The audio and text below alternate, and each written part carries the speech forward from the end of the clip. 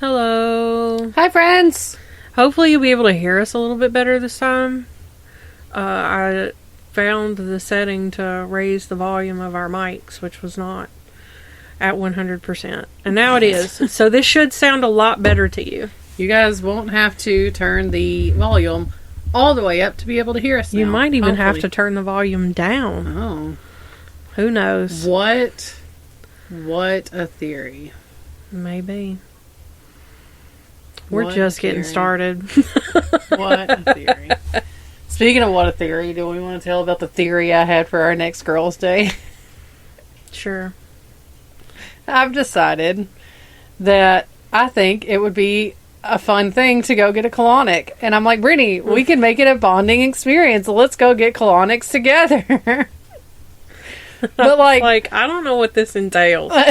My thought process with it is, because I've seen like videos on TikTok and stuff of people who have gone to get them, and like, as gross as it is, Like, it does look like you'd feel so much better after. like you go take a shit. When you go and take a ginormous shit, Yeah. and you come out feeling Like a whole new person, you know that's what you got to feel like coming out of there. Yeah. But then I too Googled the rest. Like, and I just Google like colonic, and like the first thing that pops up is like, this is dangerous. And I was like, I'm like, kidney failure. oh Wait. no.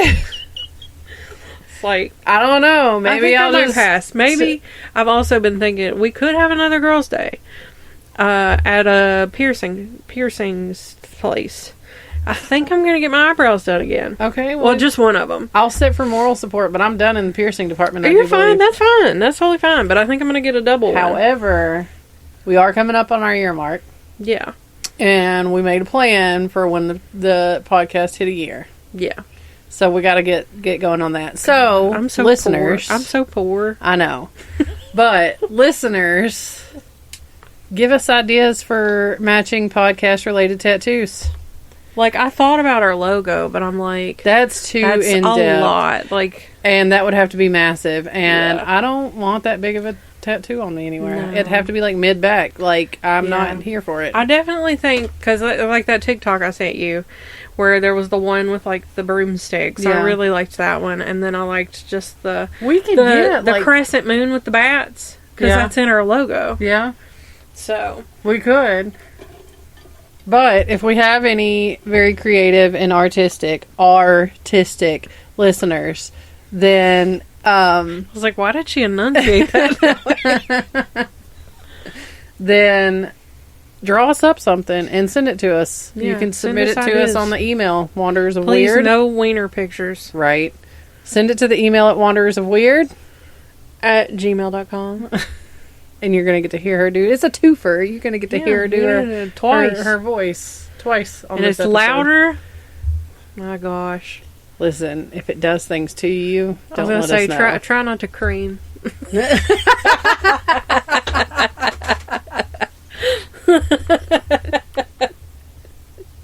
I don't need to know if you guys nut your pants every time she says it. I don't either. Now every time you say it, I'm just gonna go. Ugh. just do a little.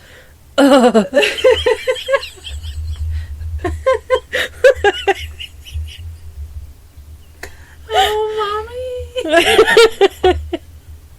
My son does that. What? Like, I don't know if it's a thing at school, and the kids don't Probably. know, but like the kids don't know what they're doing, like especially at his age. Right. But like, I think it was last night, for instance, we were putting the kids to bed, and him and TJ, roughhousing like they will because they're boys. That's what Yeah. they do. And like, I think TJ like punched him in his butt or something, and all of a sudden you hear Easton go, "Huh."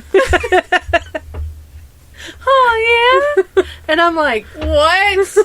Stop! Don't do that. I'm telling you, kids are weird. Oh. I mean, we must have done shit like that when we were, I'm sure but like, it's either that or him running around the house going ooh ooh. so weird. Lord. Anyway, how's your week going? It's been fine. Well, good. I had a nice coffee this week. I haven't had one of those in a long time. It was really good. I had one last week. What else? Mine was okay. It wasn't great. We went to Dunkin'. I'm just not a Dunkin' girly. I'm a Starbucks girly. That's where I got my iced coffee, and it was good. But it's like, I don't like to taste the coffee. I want to taste like sugar. So, theirs is perfect for me. Wow. I'm a Starbucks girly. I'm not a Dunkin' girly. Starbucks always tastes burnt. I think that's why I like it. Anyway. Anyway, so this is the first episode in October? Yeah. Correct? I believe so. And we are starting off the second month of Spooktober, I guess. The second month of Spooktober? No. The second month of spooky season. Well, yeah, but I don't know. I was trying to do something. It's the Wanderers of Weird Spooktacular. Yeah, there we go. The Spooktacular. So we're starting off with the Bell Witch this week, which I'm super excited for. So if you have never heard of the Bell Witch, where have you been? I mean, I think it's mostly like a Tennessee folklore Is situation. it because we learned about it in school? Yeah, but we're Tennesseans. But my good friend Betty, no idea. Are you kidding me? She was like, "What is that?" Okay, well, and me and everybody else in the room were like, "What do you mean?" But she grew up in Illinois. But too, we have had some downloads in other countries too. Yeah. So they may not know what in the hell the Bell Witch is. Whoever you are in Ontario, Canada, I need to know. So, because there's been a somewhat steady download trend from Ontario. So I need to know if you are Selena Spooky Doo or Call Me Chris Spooky Doo. I was going to say, did you say Spooky Doo? Spooky Boo or Call Me Chris. I need to know. Even if you're not, just whoever you are in Ontario, Canada, reach out to us at the previously mentioned Yeah, that would email. be really cool. I need to know who you are. Yeah. Just an aside. Raise your hand if you hate those magnetic phone chargers, because your phone never wants to charge. I almost said it. Do you have a pop socket? No. I've been raw dogging it in life without a pop socket for a month now. I can't use magnetic chargers because of the pop socket. Yeah, that's one of the reasons why I stopped. But it just doesn't want to stick, and so I had to go back to being tethered when I'm in the bedroom. Fine. How? Okay, so you tethered in the bedroom. Yeah, with a phone charger. You like that? Mm-hmm. Is that what you're into? Yeah, because I don't like waking up to my phone being just I'm making dirty jokes. At 10%. I'm making dirty I'm jokes. Aware. I'm skirting right on past it. Skirt. Swerve. Alright, so let's get into it. Alright. I want to start off with a poem that was on the first page of the authenticated history of the Bell Witch, which I'm going to get into this book a little bit later. It's not good. Anyway. Queen of the Haunted Dell. Mid woodland bowers, grassy dell, by an enchanted, murmuring stream, dwelt pretty blue-eyed Betsy Bell, sweetly thrilled with love's young dream. Life was like a magic spell that guides a laughing stream. Sunbeams glimmering on her fell, kissed by lunar's silvery gleam. But elven phantoms cursed the dell, and sylvan witches all unseen, as our tale will truly tell, wielded, I don't know this word. Scepter. Is it scepter? Yeah. O'er the queen. Wielded scepter o'er the queen. The legend of the Haint that terrorized the Bell family in Adams, Tennessee is one of the most well-known pieces of folklore in American history. American history. Yeah. Under suspicion John Bell moved his family from North Carolina in the early 1800s to the Red River bottomland of Robertson County, Tennessee, settling in the Red River community, which is now Adams, Tennessee. Bell purchased some land and a large home for his family, and over the next several years, he obtained more land, and the farmland had grown to 328 acres. John and his wife, Lucy Bell, not only grew their farm, but also their family, and had 3 more children after moving to Tennessee. John Bell also became an elder of the Red River Baptist Church. Their lives were successful, and the family were all happy during these times. Also, when it says that under suspicion, it's suspected he murdered someone. Oh. And they were just like, you know what? We gotta go. One day in 1817, John Bell was confronted by a strange animal while walking through his cornfield. It was like nothing he had ever seen. It was sitting in a corn row, gazing at him as he approached. He concluded that it was most likely a dog and shot at it as it ran away. And honestly, it's giving me Grimm from Harry Potter. This was the first documentation of the manifestation of this entity. John Bell thought nothing of the incident until after dinner, when the family began hearing beating sounds on the outside walls of their home. The sounds continued with increased frequency and force each night. And almost every night, Bell and his sons would hurry outside to catch the culprit, but they always returned empty-handed. In the following weeks, the Bell children began to wake up frightened and complaining that rats were gnawing at their bedposts. Soon after this, the children began complaining that their bed covers were being pulled from them, and their pillows were being tossed to the floor by an invisible entity. As time passed, the Bells began to hear faint whispering voices that were too soft to understand, but they thought it sounded like a feeble old woman singing hymns. That's creepy, though. Yeah. From her encounters, the encounters only escalated from here, and the Bell's youngest daughter, Betsy Bell, began to have more brutal encounters with the entity. It would pull her hair and slap her relentlessly, often leaving welts and handprints on her face and body. By this point, John Bell had sworn his family to secrecy, and none of his neighbors were aware of the happenings at the Bell home. The spirit primarily left Lucy Bell and John Jr. alone, and proclaimed that Lucy was the most perfect woman living, and the spirit would show a great deal of compassion toward her, including caring for her and singing to her while she was ill. John Jr. would often have long conversations with the spirit, but he still declared it to be the spirit of the damned. Finally, things had escalated so much that John shared his family trouble with his closest friend and neighbor, James Johnston, or Johnson, depending on which source you're using, and his wife. Initially skeptical, Johnston and his wife spent the night at the Bell home. The night was peaceful in the beginning, but once they retired for the evening, they were subject to the same terrifying disturbances that the Bells had been experiencing. After their bed covers had been yanked off and James was slapped, he sprang out of bed exclaiming, "In the name of the Lord, who are you and what do you want?" The entity did not respond, and the remainder of the night was once again peaceful. The following morning, Johnston explained to the Bell family that the culprit was most likely an evil spirit, the kind the Bible talks about. Over time, the entity's voice became stronger and became loud and unmistakable.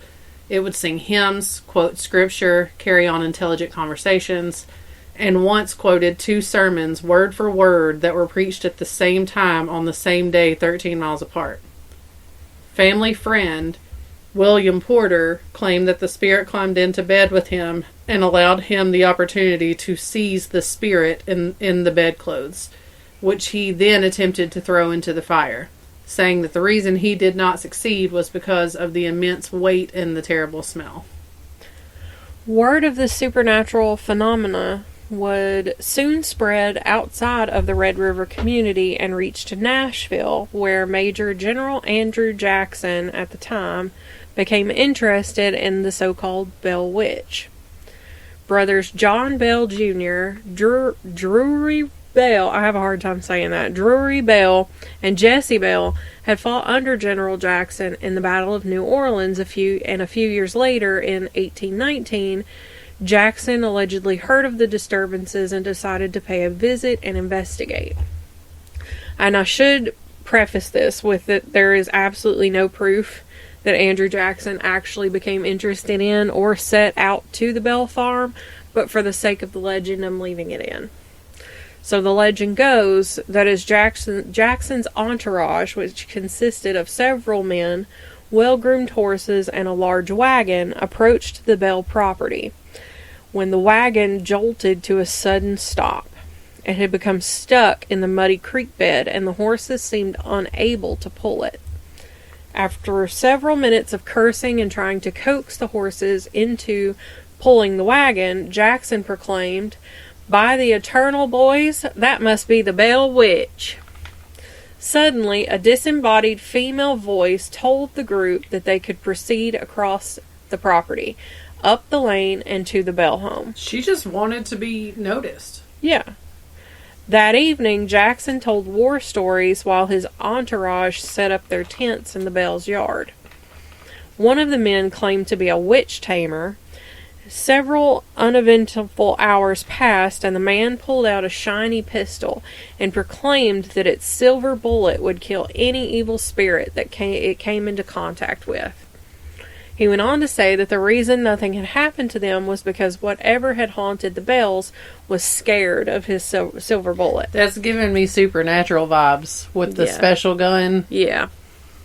Immediately after saying this, the man screamed and began jerking his body in different directions, complaining that he was being stuck with pins and beaten severely. A strong, swift kick to the man's rear end from an invisible foot sent him flying out the front door. The entity was angry and spoke up and announced that there was yet another fraud in Jackson's party, and that she would identify him the following evening. Terrified, Jackson's men begged to leave the Bell farm, but Jackson insisted on staying. He wanted to know who the other fraud was. The men eventually went to sleep in their tents while continually requesting that they leave. It is not clear what occurred next, but Jackson and his entourage were spotted in nearby Springfield early the next morning going back toward Nashville. It was alleged that Jackson later proclaimed that he would rather fight the whole British Army than to face the Bell Witch again. After the departure of Jackson and his entourage, the Bell Witch began to set her sights on John. She reportedly claimed that she was going to kill him. Her voice could be heard from all over the farm, cursing and making fun of old Jack Bell. It was during this time that John began to experience episodes of twitching in his face and difficulty swallowing. A malady, there we go. A malady that lasted almost a year and worsened as time went by. By the fall of 1920, John's health had declined to the point that he was confined to the house, where the entity continued to maliciously attack him.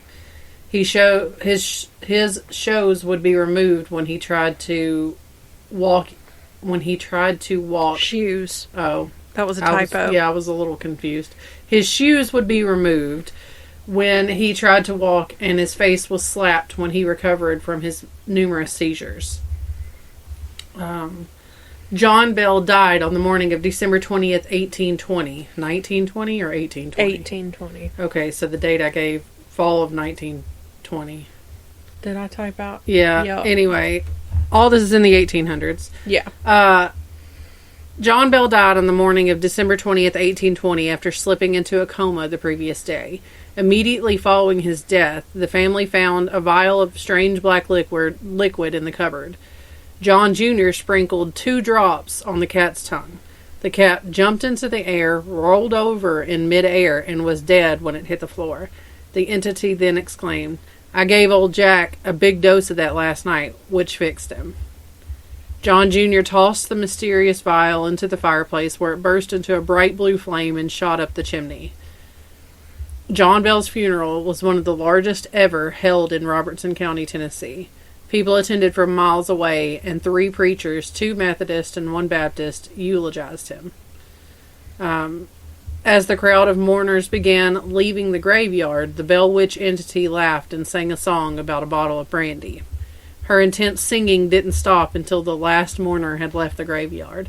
The entity's presence was almost non-existent after John Bell's demise, as though it had fulfilled its purpose. Also, during this time, Betsy Bell became smitten with Joshua Gardner, who was a young man that lived nearby. Betsy was noted for her extraordinary beauty and winsome ways.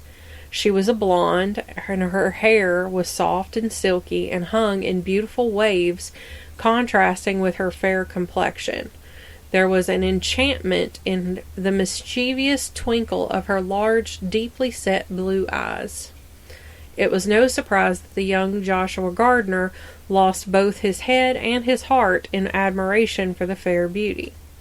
But this beauty did not go unnoticed by the observing bachelor schoolmaster, Professor Richard Powell.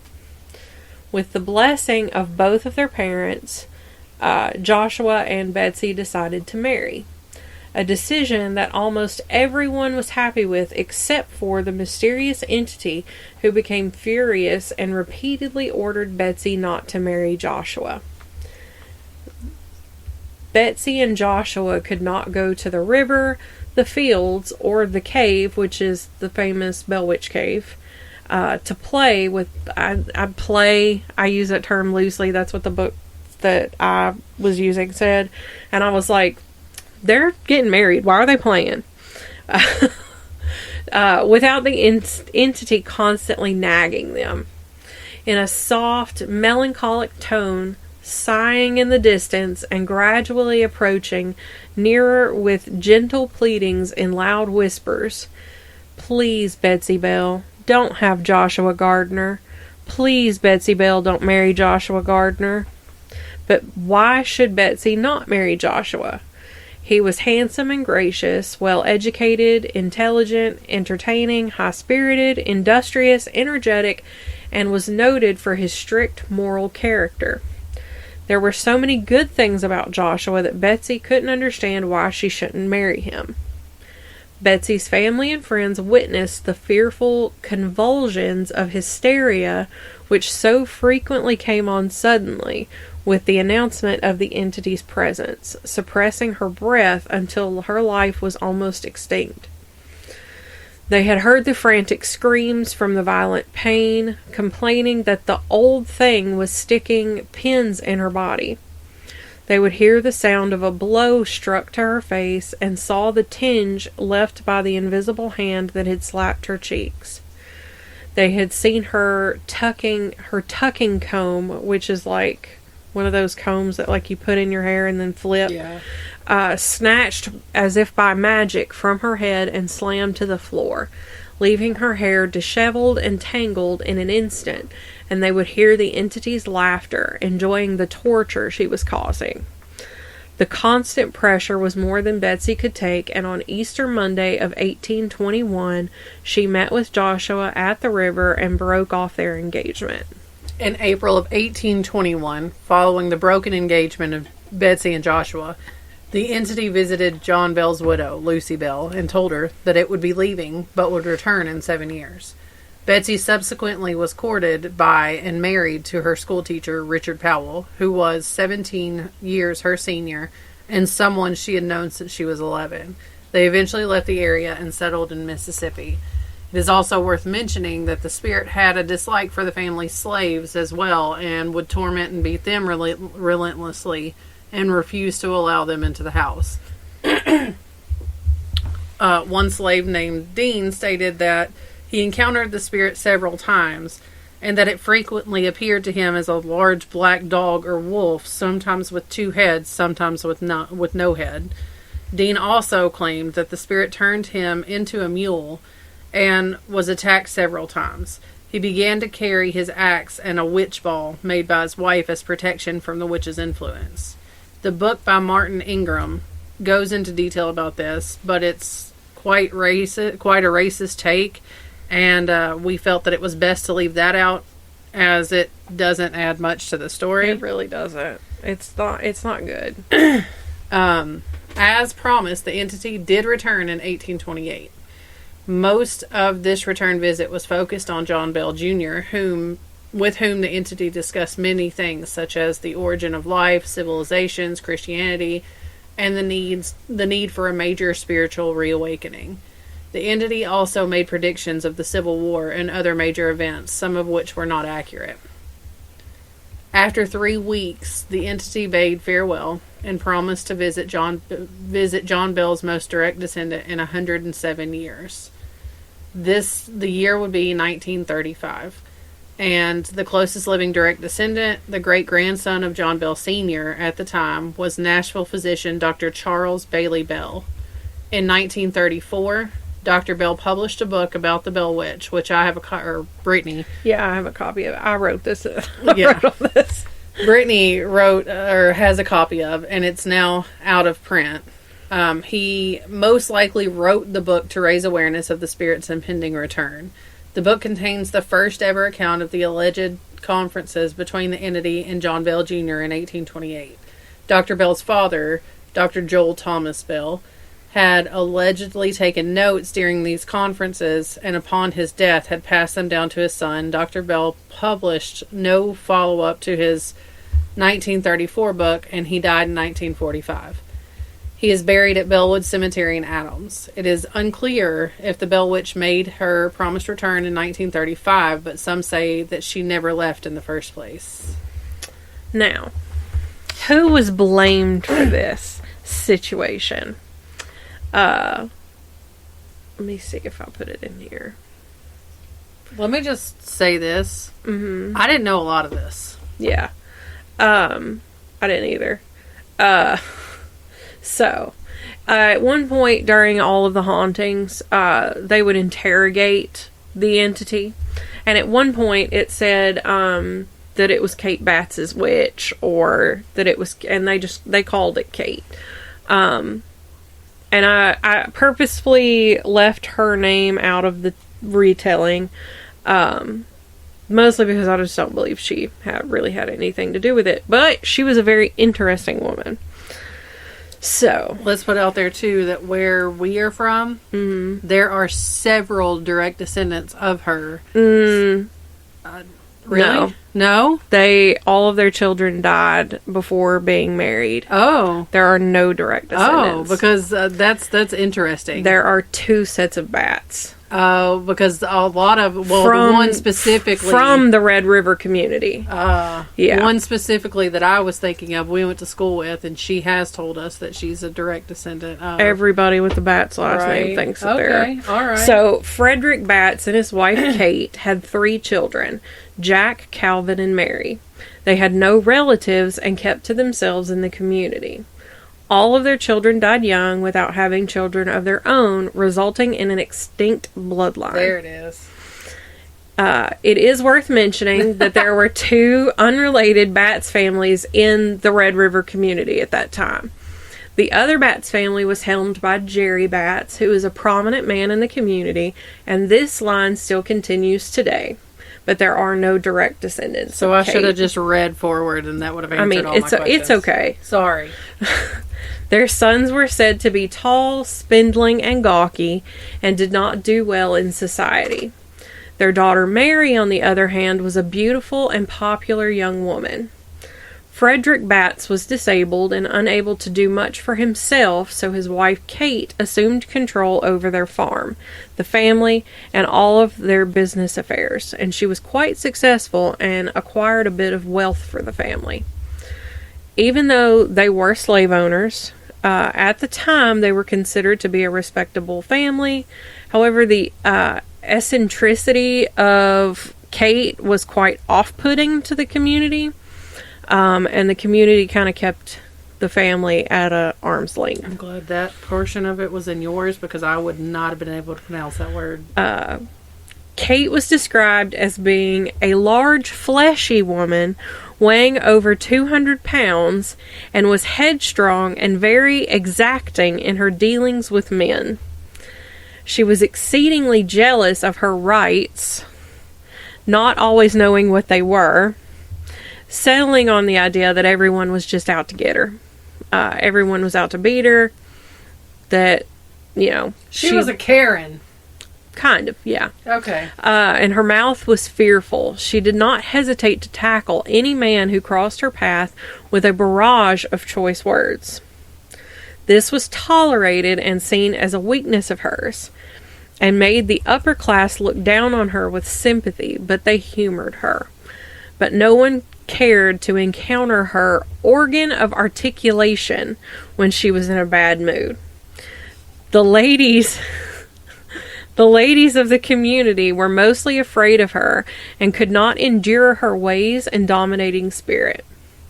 The superstitious members of the community believed that she was a witch, and this idea was only strengthened by her habit of wanting to borrow a brass pin from every woman she ever met. This was thought to give her power over the owner of the pin, and some ladies were careful to put their pins far away from old Kate. Mrs. Batts kept her female slaves mostly spinning, weaving cotton, flax, and wool, making jeans, linens, etc. until late into the night. And as a result, she always had something to sell, and would buy all of the surplus wool rolls and other raw materials she wanted for her business. This gave her the opportunity to visit regularly all over the neighborhood. She was very aristocratic in her own perception of herself, believing that her property entitled her to move within the highest circles of society in the community. Kate would put on extraordinary airs and use $5 words to assimilate, or so she thought, into these higher circles of society. This ended up with her being ridiculed and made to be the laughingstock of the community. She was anxious to marry off her timid son, Calvin, and she never hesitated to invade the society of young people who were quite amused with her quaint remarks. The girls did, however, dread her presence in mixed company, fearing that she would say something out of pocket and make the young girls blush. But this didn't stop her from trying to put in a good word for her son Calvin, who resembled a beanpole. Kate also kept an old gray horse just for the saddle. Old Gray was saddled every morning, but Kate was never known to ride. She would walk, carrying her copperas. Copperas? Okay. Oh, I see. Carrying her copperas riding skirt on her left arm, with two child slaves walking by her sides, and Phyllis, her waiting maid, in the front leading the old gray horse. This little caravan was known as Kate Batt's troop. With all of her eccentricities, Sister Kate was an enthusiastic Christian. She was always reciting scripture and the goodness of God, and would have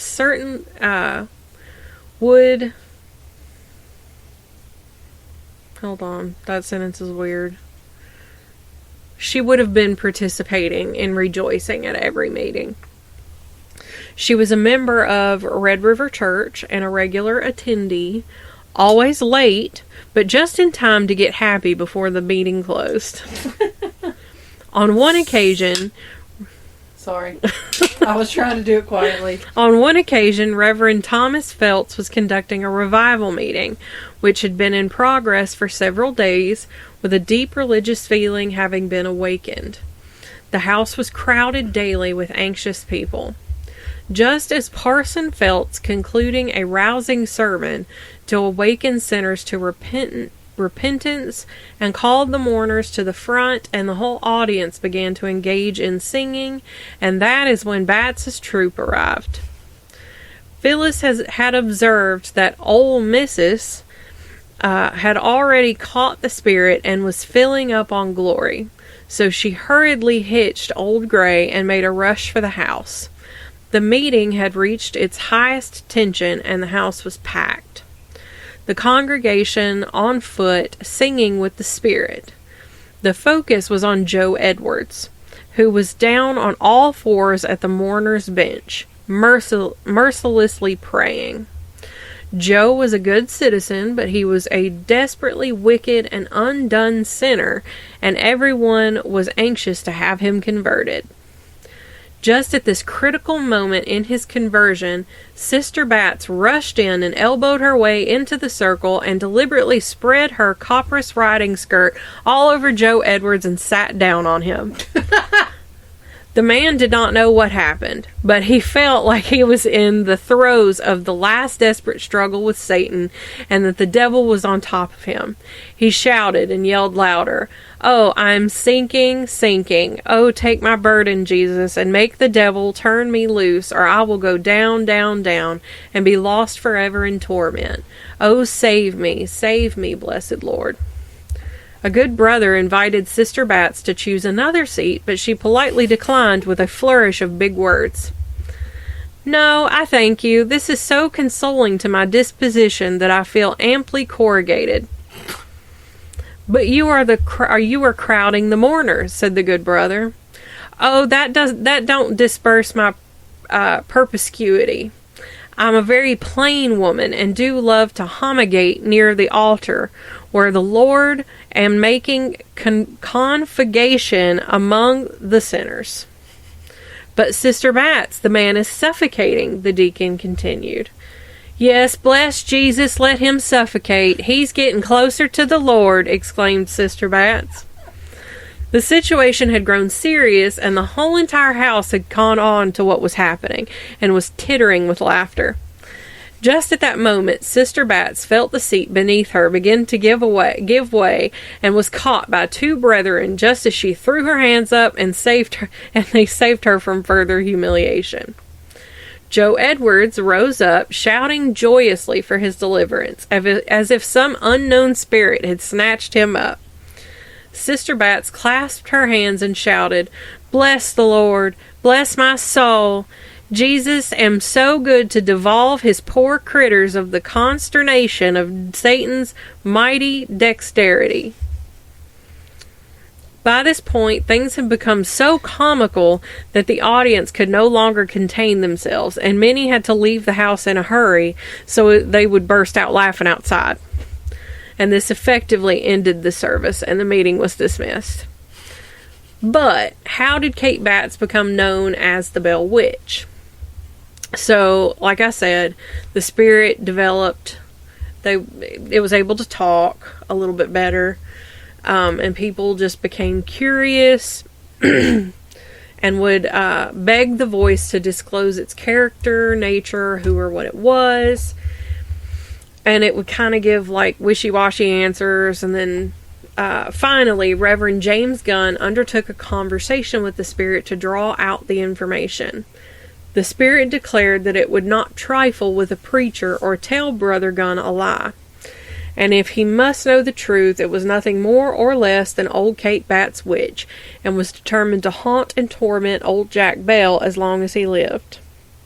This explanation pleased those who wanted it to be true, but there were less superstitious folks who did not expect the witch to actually divulge the truth, and did not believe a word concerning Mrs. Batts' involvement in the matter.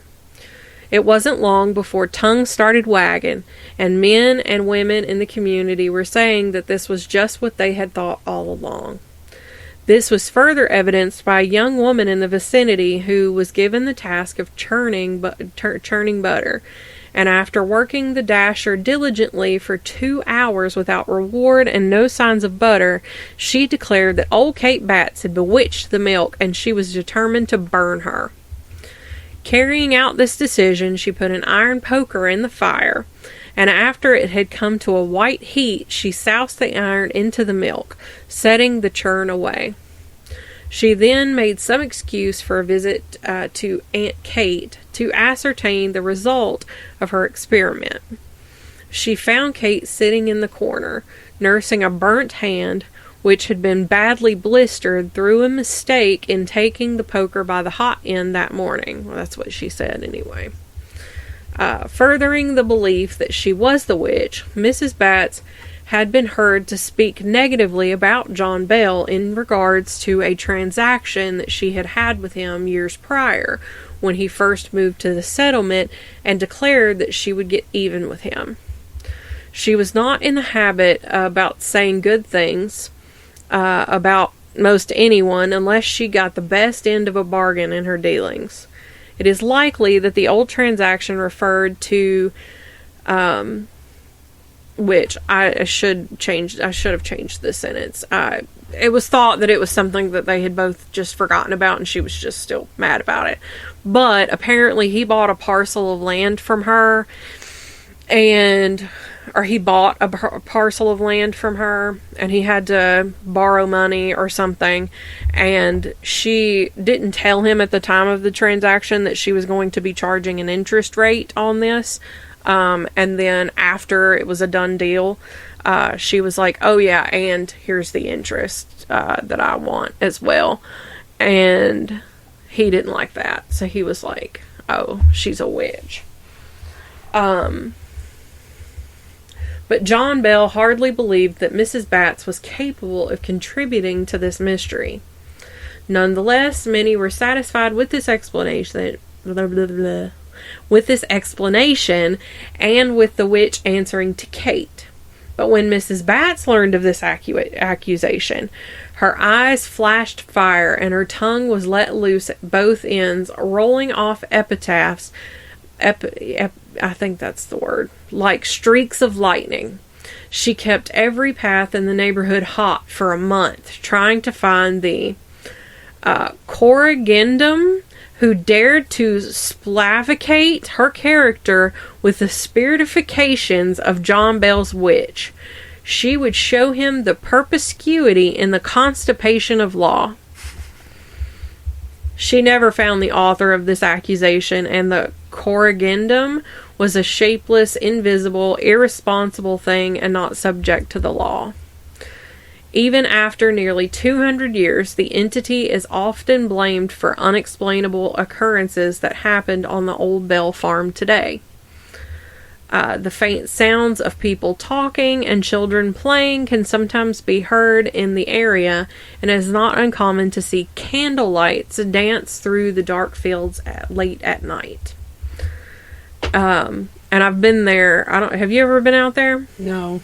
So I've been there in the daytime. Like me and Danny just went and we're taking pictures. I take that back. We did drive out there, but I didn't really see a whole lot of it. Back during the beginning of COVID, where we would just jump in the car and drive around. But I've also been there at night when I went to go see the spirit play. And you can definitely tell that the area is spooky ooky. It's definitely, it's just got a heaviness to it. Yeah. But you can just feel that something is there. But personally, do I think it's the Bell Witch? I don't know. Maybe. It'd be worth looking into what the history of that land, that area is outside of this story. Yeah.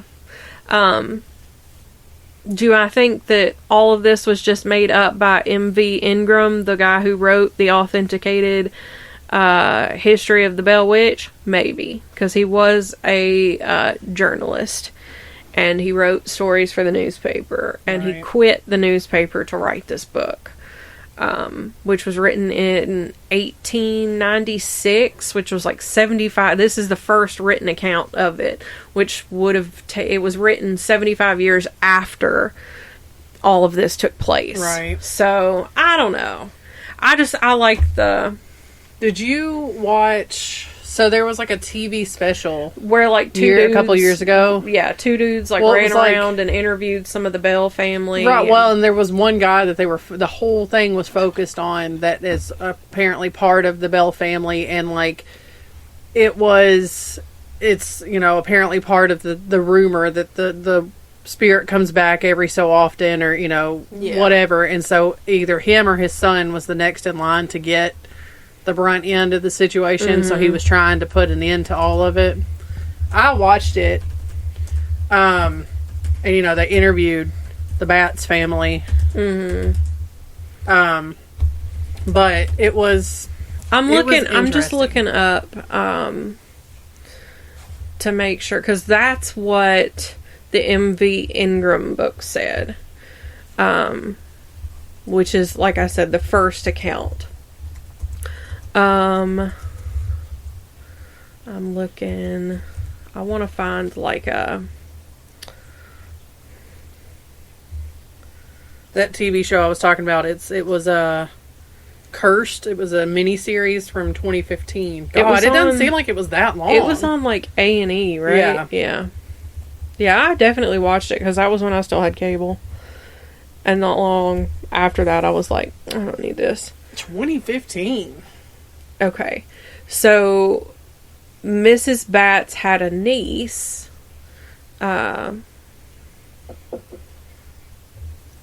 That could be where some of the Batts... And I know Frederick, her husband, had a brother.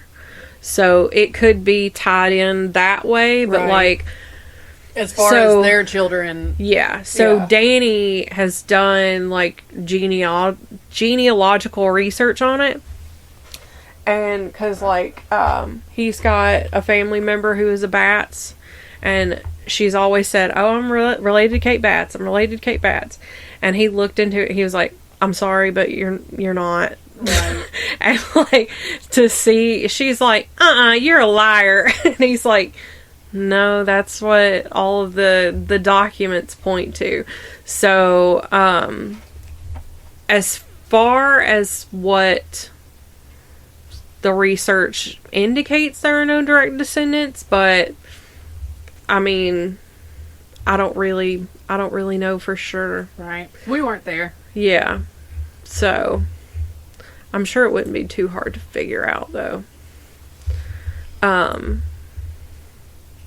But yeah, so that's where we're at. Well, So I'm sorry if you're a Batts and I just hurt your feelings. it's crazy to me that I remember learning about the Bell Witch, not in depth, but No, you know, it kind of reminds me of school. like Hocus Pocus at the beginning where they're learning about the Sanderson Yes. sisters. Yeah. Yeah.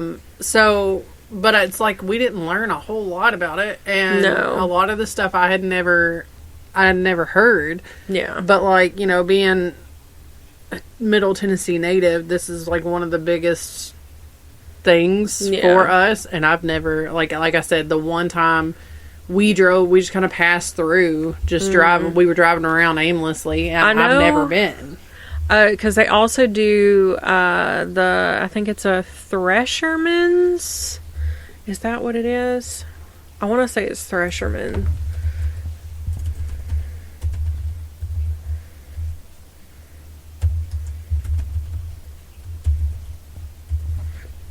Yes, Thresherman show. And they do it in July in Adams every year. I've been to that once. But I hadn't... We went... I want to say it was also like towards the beginning of COVID when we were just trying to find stuff to do that didn't involve like being Right. around other people. Right. So we like went to where the school is and we walked around. Yeah. Because they've got a portion of the Bell cabin there. Mm-hmm. And then other little buildings are there too. Well, they always do it up for, you know, the spooky season. Oh, for sure. They have tons of events and things that you can go and do. Mm-hmm. I think like for the whole month of October they do, like we're going to see Red River Tales tomorrow as we're recording this. We would have already gone by the time you hear it, but and then we got tickets for Spirit, which I accidentally bought for the same night as your Halloween party that I was so excited about. I was like driving to work one day and I was like, the 28th. Because like we're going with our friends James and Rachel and they couldn't go the weekend prior. Yeah. Because they're doing something else. And then I was like, okay, well, the only other weekend is the 28th. And I was like, did I really do that? And I was like, oh no. And I looked at Danny and I was like, and he goes, what did you, and I was like, the tickets for Spirit are the same night as the Halloween party. And he goes, oh no. See, and I was going to request that you make that pumpkin dip that you made I'll last year. I'll make that pumpkin dip. It's good. I'll make it and bring it. Mom said that we'll set aside a bowl of goulash for you. Thank you. But yeah. Because the show doesn't even start until 8. So I think, y'all can, hang out for a minute. Yeah, we're going to come hang out, before we head out, and we'll just meet them in Pleasant View and all ride together. But yeah, so I'll make some pumpkin dip, but I was so disappointed when I was like, shit. I hear, too, that they're having they're having a psychic medium. The psychic medium for the Bell Witch festivities next month or in October. I don't know. I'll let you know. I'll keep you updated. Because we'll know something tomorrow probably. And then when we go on the 28th, I'm just super stoked on it. I would be excited too. Yeah. That's something that I would enjoy doing, but it was more expensive this year than it was last year. Yeah. Well, that's one of those things that I feel like my oldest would like to do. Ooh, she probably would. But man, September and October. You can't do everything. That's what sucks. It's always so, and I was literally just sitting down with my calendar the other day. Yeah. From the beginning, the second week of September. Mm-hmm. Through the end of October, we have baseball and soccer. Yeah. I'm telling you, we've got baseball and soccer on Tuesdays and Thursdays. Most of the time there's games in between. Yeah. There's some weeks when we have 3 and 4 games that week.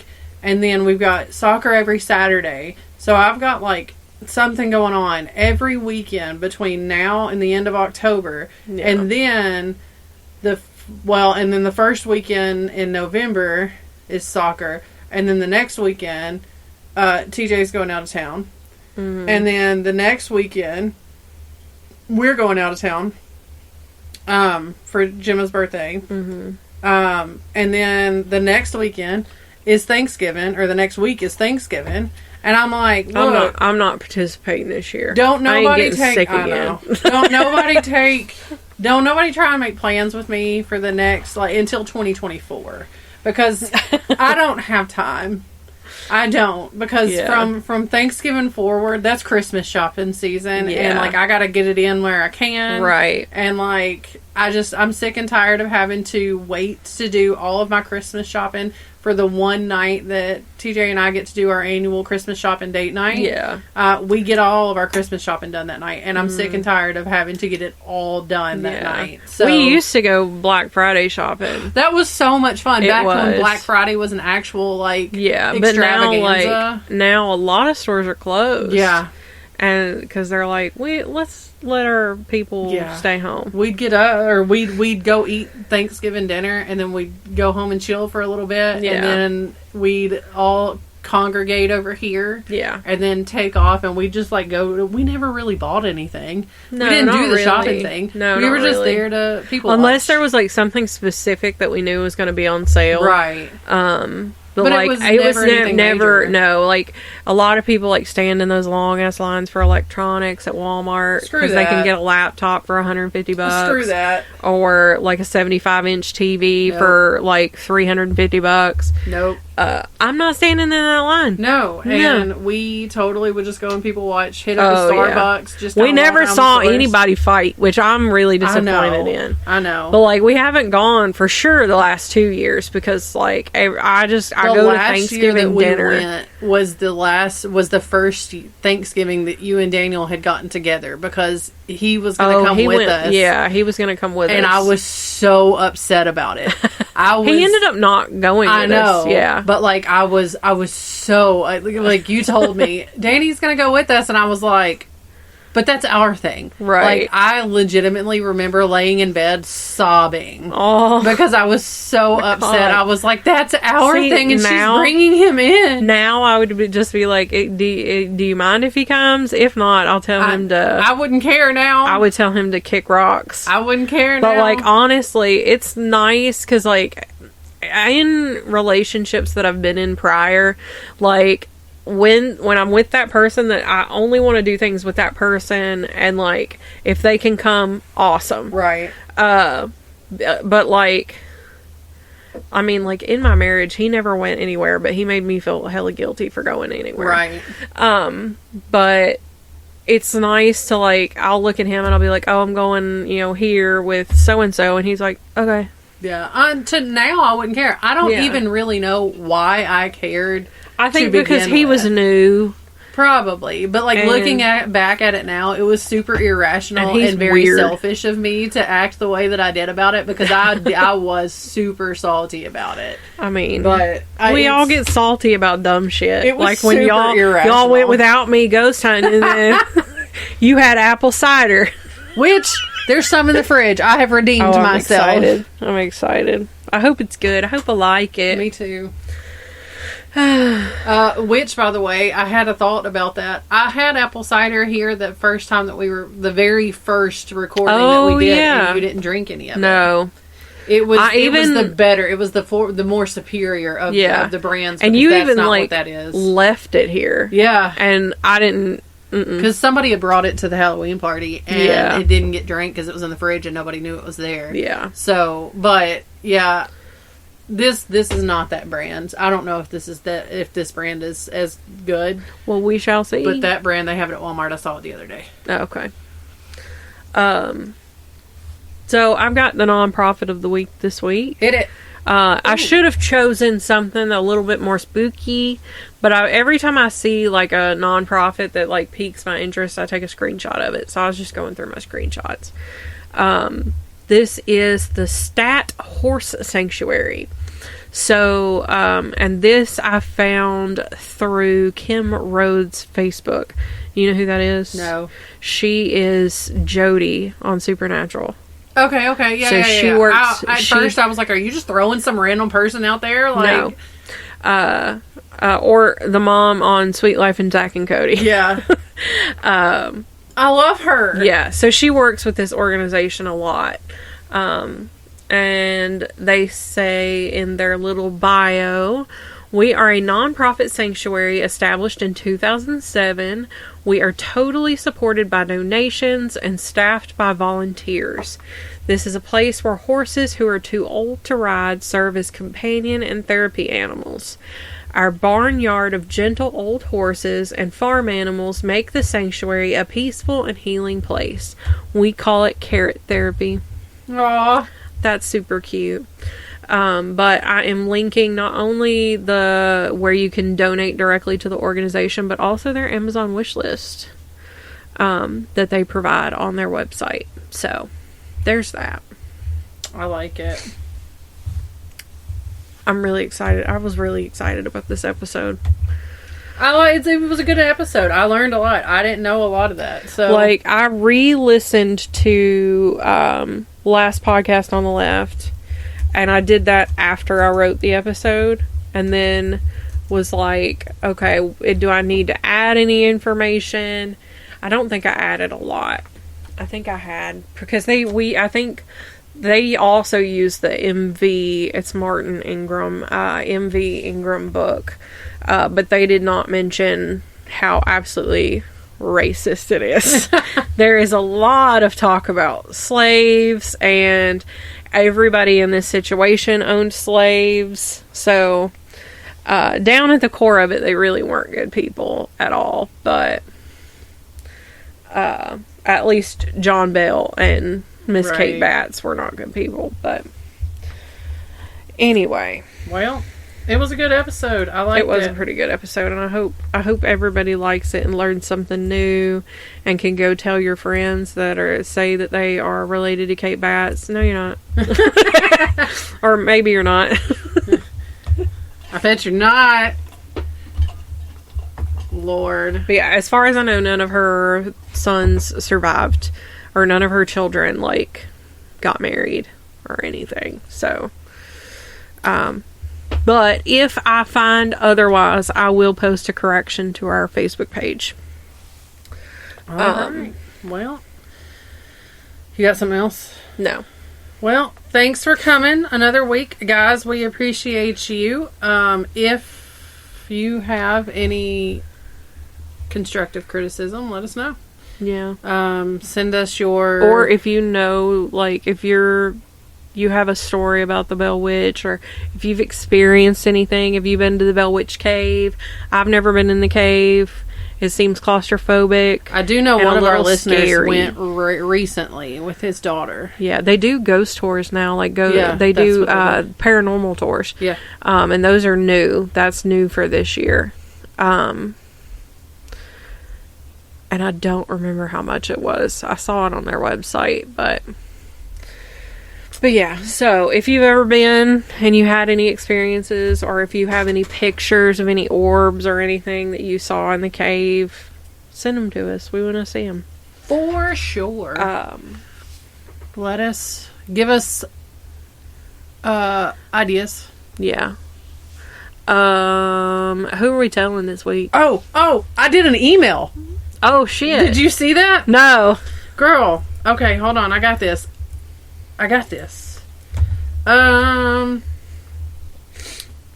Your local theater company director. There we go. I like that one. I did a list for all the episodes we about to record. Nice. So I got this figured out. Look at that. I But- like those. Follow us on Instagram, TikTok. Facebook.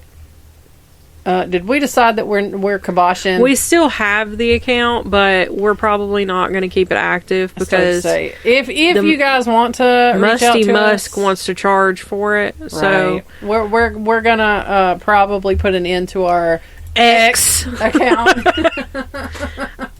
you can email us at wanderersofweird at gmail.com.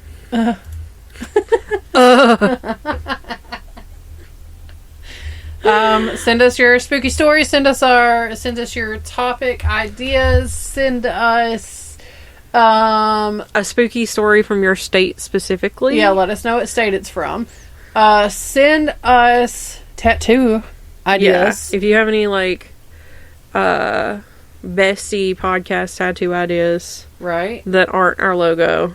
Or it can be a piece. Honestly, of our I kind of like the little ghosty that's in our logo. Yeah, I like him. And then, if you're feeling generous and have a little bit of extra money to spend, we have an Amazon wish list out there. If you guys want to take a look, there's a bunch of books. Putting that in our description. I've got all of our socials, but we've got quite a few books on there that a lot of we books. could use. And you guys have the option of sending us whatever you want off of Amazon.